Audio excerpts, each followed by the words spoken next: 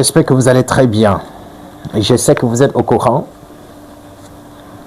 qu'il y a des dizaines de Tchadiens qui sont morts à Darwadai. Il y a d'autres Tchadiens qui sont partis massacrer d'autres Tchadiens à Darwadai, n'est-ce pas? J'aimerais savoir s'il y a encore l'audio de quelqu'un du Nord qui circulait sur la toile et ça a incité d'autres d'aller tuer les autres. Ou alors, ça part toujours des mêmes audios de Succès Masra. Dites-nous. Et j'aimerais savoir pourquoi les deux ministres n'ont pas eu la possibilité de descendre sur le terrain, comme la fois dernière, pour revenir donner la véracité de ce qui se passe de l'autre côté. Est-ce que les Tchadiens de Darwadai, leur vie n'a pas d'importance?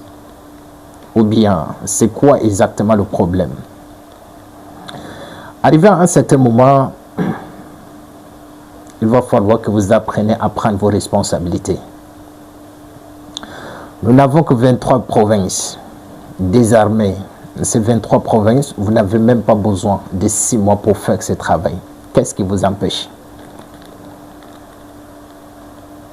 Vous êtes au sommet de l'État. Vous êtes des leaders. Qu'est-ce qui vous empêche de prendre des décisions fortes pour pouvoir résoudre ces problèmes des armes détenues par les Tchadiens? Qu'est-ce qui vous empêche? Quand vous vous déplacez, quand les préfets se déplacent, quand les gouverneurs se déplacent, quand les sous-préfets se déplacent, il y a toujours des Tchadiens qui les sécurisent. Il y a toujours des Tchadiens qui les protègent. Mais pourquoi vous êtes incapable de pouvoir protéger les Tchadiens qui sont en bas, de protéger les biens des Tchadiens qui sont en bas? Est-ce que c'est possible? Parfois, quand on est au sommet, on essaye de se mettre à la place de ceux qui sont en bas, de regarder un peu leurs problèmes au quotidien, de regarder ce qu'ils subissent au quotidien. Nous sommes ici, nous ne sommes pas contre vous. Nous allons tout simplement vous dire les vérités. Et il y a toujours des gens, les haters, qui sont là en train de nous dire, si tu parles, on risque de te faire taire. Tu parles de l'État, tu parles du gouvernement, tu critiques. Ce n'est pas possible.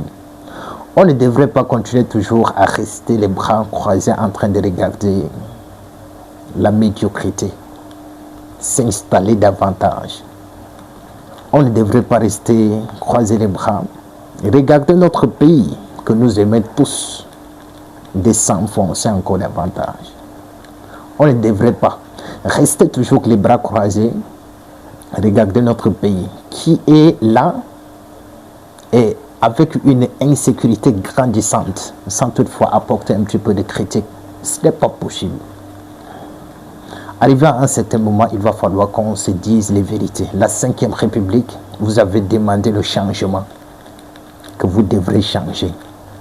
Il va falloir que vous appreniez vraiment à prendre des décisions fortes pour pouvoir changer la vie des Tchadiens. C'est tout ce qui nous intéresse.